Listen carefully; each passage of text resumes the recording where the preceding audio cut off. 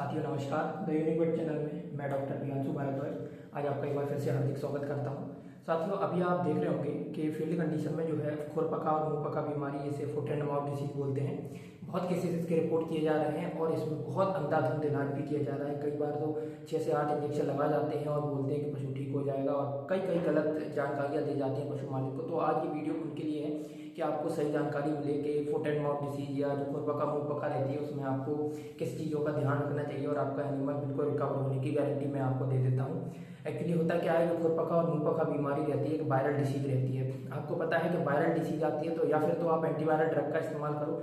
आपको पता होना चाहिए कि एंटीवायरल ड्रग जो रहता है वो बहुत ज़्यादा कॉस्टली रहता है, तो इसीलिए इसको लगाना तो लाजमी नहीं रहता है। लेकिन जो दूसरा जो रहता है कि वायरल, अगर आप वायरल को अपनी पूरी साइकिल कंप्लीट कर लेंगे तो इसके अलावा जो कॉम्प्लिकेशन इसमें बॉडी में आती है एनिमल के में, वो क्या आते हैं, क्या क्या समस्याएं आती हैं, वो आती है केवल एक समस्या रहती है बॉडी में इम्यून सिस्टम या रोग प्रतिरोधक क्षमता जो पशु की रहती है वो खत्म होने लगती है, वो डाउन होने लगती है, जिसके कारण क्या होता है कि सेकेंडरी बैक्टीरिया जो इन्फेक्शन नहीं होने चाहिए, जो छोटे मोटे बैक्टीरिया रहते हैं जो आसपास पाए जाते हैं, जो कभी इन्फेक्शन नहीं कर पाते, वो भी आके क्या कर देते हैं पशु पे अटैक कर देते हैं और उनके कारण क्या होता है पशु की सेकेंडरी बैक्टीरियल इन्फेक्शन के चलते ही मृत्यु होती है। बाकी किसी एफएमडी वायरस के चलते, एप्थो वायरस जिसको बोलते हैं, उसके चलते पशु की मृत्यु कभी नहीं होती है। तो चलिए शुरू कर देते हैं इस बीमारी के बारे में। तो आप जान लीजिए कि फुट एंड माउथ डिसीज जो खुरपका और मुंहपका वायरल बीमारी है, इसमें पशु की मृत्यु नहीं होगी। इसमें आपको बस ध्यान ये रखना है कि उसमें जो लीजन्स बनते हैं, आप देखते हैं कि जब पशु बीमार हो जाता है तो उसके मुंह से झाग आने लगता है। झाग क्यों आता है? क्योंकि उसके मुंह में जो है फोड़े बन जाते हैं। फोड़ों के कारण क्या होता है, बार बार लार ज्यादा बनने लगती है, लार बाहर आती है। कई बार तो आपको ये देखने को ही नहीं मिलेगा। अभी के सिनेरियो में क्या देखने को मिल रहा है, केवल केवल खुरों में लीजन देखने को मिल रहे हैं, खुरों में घाव देखने को मिल रहे हैं और बाकी मुंह से झाग ज्यादा नहीं आता है। मुंह में क्या होता है मतलब कि ये वेसिकल्स नहीं बनते। तो पैरों में क्या होता है कि जो जैसे दो ये खुर रहते हैं, खुर के बीच में यहाँ पे आप देखेंगे यहाँ पे क्या बन जाएगा, वेसिकल्स बनने स्टार्ट हो जाएगा। वेसिकल मतलब फोड़े बनने स्टार्ट हो जाएंगे।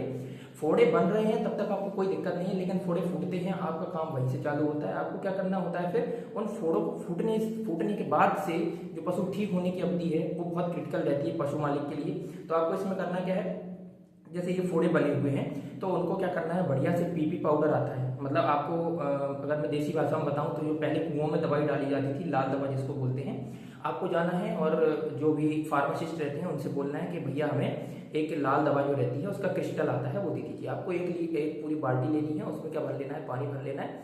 इसके अलावा जो लाल दवा का जो क्रिस्टल रहते हैं थोड़ा सा बिल्कुल डालना है और आप ध्यान रखिएगा कि गीले हाथ से आप वो क्रिस्टल्स ना उठाओ, नहीं तो वो आपको भी हानि पहुंचा सकता है, बहुत ज्यादा ज्वलनशील होता है। आपको उसको क्या करना है, पानी में डाल देना है, रॉड से उसको क्या कर देना है, शेक कर लेना है और अब वो जो आपका पाउडर या सॉल्यूशन बन गया है, जो लिक्विड रहेगा, उससे आपको क्या करना है, अपने पशु की क्या करनी है, खुर जो है जहाँ पे घाव बना है उसको क्या करना है, साफ करना है। साफ करने के बाद इस चीज को सुनिश्चित कर लें कि वो घाव गीला कभी नहीं रहना चाहिए, गीला नहीं छूटना चाहिए, क्योंकि अगर गीला छूटेगा तो आपको पता है कि गीले में क्या होती है, फंगस जो रहती है वो ग्रो करने लगती है और सेकेंडरी बैक्टीरियल इन्फेक्शन भी आप वहाँ पे इनोकुलेट करवा देते हैं। मतलब आपकी गलती के कारण ही पशु की जो भी हालत होती है वो आप लोग के कारण ही होती है। कई बार मैंने देखा फील्ड कंडीशन में जाते समय पशु को एकदम से ऐसे कीचड़ में बांध के रखते हैं जहाँ पशु कीचड़ में ही पड़ा है। तो आपको ये सब अवॉइड करना है। क्यों अवॉइड करना है? क्योंकि आपको पता है कि जो घाव है वो डायरेक्ट किसी कांटेक्ट में आ गया है, एनवायरनमेंट के कांटेक्ट में, सराउंडिंग के कांटेक्ट में आ गया, उससे बैक्टीरिया उसमें जा सकते हैं और वहां पे दूसरा इन्फेक्शन हो सकता है। जो मैंने आपको शुरू में ही बताया था कि दूसरे जो कॉम्प्लिकेशंस होते हैं उनके चलते ही पशु की मृत्यु होती है। बाकी कंडीशन में पशु की मृत्यु आपको देखने को बिल्कुल नहीं मिलेगी। अगर आप ये हाइजीनिक मेजर जो मैं आपको बता रहा हूँ ये अपना लोगे, मैं गारंटी देता हूँ कि 90% केसेस में, 99% केसेस में एफएमडी डिसीज से कभी मृत्यु नहीं होगी। हो क्या सकता है इसमें, जो पशु अगर दुधारू पशु है, बहुत ज्यादा दूध दे रहा होगा तो स्ट्रेस के चलते उसमें मिल्क प्रोडक्शन जो होता है कम हो जाता है। इसके अलावा उसके मैंने आपको बताया कि मुंह में क्या छाले बन सकते हैं, कई बार ये नहीं भी बनते हैं, लेकिन पैरों में जो रहेगा वो आपको देखने को हमेशा मिलेंगे। पशु लंगड़ा के चलने लगता है, पशु लंगड़ा के चलता है तो आपको क्या करना है, मैंने बताया पीपी पाउडर जो लेना है उससे आपको सफाई करनी है। इसके बाद में क्या रहता है कि कोई सभी एंटीसेप्टिक जो लोशन आते हैं या एंटीसेप्टिक जो ऑइंटमेंट्स आते हैं, जैसे कि बीटाडीन खुद अपना बनाता है तो आप वो खरीद लीजिए, या फिर क्लोरेक्सिडिन ग्लूकोनेट करके इसके ऑइंटमेंट्स आते हैं वो खरीद लीजिए। इनको लगाने से पहले क्या करना है, आपको बीटाडीन से एक बार लिक्विड जो आता है बीटाडीन, उससे घाव को क्या कर लेना है, क्लीन कर लेना है। ज्यादा रगड़ना नहीं है। क्यों? क्योंकि आपको पता है घाव को ठीक करना है हमें और खराब नहीं करना है। अगर आप ज्यादा उसकी सफाई करने लगेंगे तो क्या होगा, घाव में कभी हीलिंग नहीं होगी। घाव अगर बार बार इरिटेट होगा तो घाव कभी जल्दी ठीक नहीं होता है। आपको दिन में एक बार करना है ज्यादा से ज्यादा। उसके बाद में आपको उसमें क्या लगा देना है, वो लोशन या ऑइंटमेंट लगा देना है और पशु को क्या करना है, गीले जगह पर रहने से बचाना है, बारिश में भीगने से बचाना है, इसके अलावा कीचड़ में नहीं रखना है बिल्कुल भी। अब इसमें एक चीज़ और देखने को मिलती है कि जो होता है कोई भी वायरल बीमारी आती है बॉडी में क्या कर देता है, इम्यून सिस्टम को कमजोर कर देता है, मतलब रोग प्रतिरोधक क्षमता को कम कर देता है। तो इसको बढ़ाने के लिए मैं जो इस्तेमाल करता हूँ वो बिल्कुल एकदम सिंपल और सस्ती रहती है। विटामिन सी का इंजेक्शन आता है, आप चाहें तो इंजेक्टेबल फॉर्म में इंजेक्ट कर दीजिए, या फिर आप जो टैबलेट फॉर्म में आप चाहेंगे तो ह्यूमन प्रिपरेशन आती है जो लिमसी के नाम से आती है, आप चाहें तो उसका इस्तेमाल कर सकते हैं। मैं बेसिकली अगर बड़ा जानवर है तो 6 से 7 गोली उसमें एक बार में दिन में एक बार दिलानी होती है। तो विटामिन सी का काम क्या होता है, इम्यून बूस्टिंग का तो काम करता ही है, साथ में ये दूसरा काम भी करता है। क्या रहता है, विटामिन सी वुंड जो हीलिंग होती है उसमें बहुत अच्छा कारगर रहता है। आप उसका इस्तेमाल करेंगे तो वुंड हीलिंग भी बहुत जल्दी बढ़ जाती है। इतना सब करेंगे तो मुझे लगता है कि केस तो मैनेज होगा। लेकिन अब अगर फोड़े फूट गए हैं, हो सकता है कि उन पर मक्खियां बैठ गई हों, मक्खियां बैठने के कारण उनमें कीड़े पड़ने लगे, तो आपको इस केस में क्या करना पड़ता है, आइवरमेक्टिन या डोरामेक्टिन का इंजेक्शन जो आता है आप उसका इस्तेमाल करेंगे तो उनसे आप निजात पा सकते हैं। साथ में अगर टर्पेंट नहीं है आपके पास, ये तो टर्पेंटाइन ऑयल जो रहता है उसको कॉटन में सोक करके आप जो घाव बना है उसमें क्या होगी, दरार बन गई होगी बहुत बड़ी, तो दरार में आप उसको रख देंगे तो जो है कीड़े बाहर आ जाएंगे।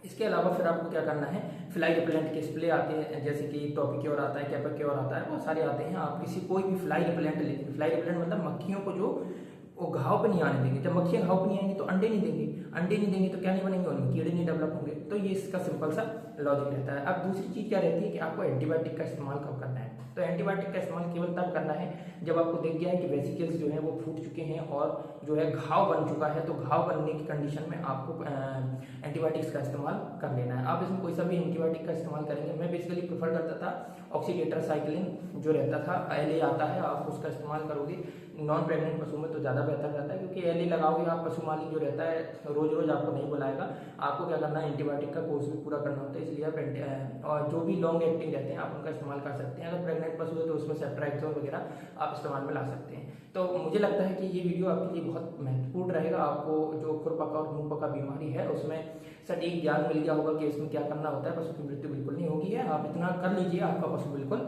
ठीक हो जाएगा। और मेरे जो केसेस रहते हैं 99% केसेस, 99 क्या मैं 100 ही बोलूँगा कि केसेस जो रहते हैं वो ठीक हो जाते हैं। फैमिली से कभी कोई डेथ आज तक नहीं हुई है। तो मेरे साथ बने रहने के लिए धन्यवाद। वीडियो को शेयर जरूर कर दीजिएगा ताकि बाकी लोगों तक ये जानकारी पहुँच जाए।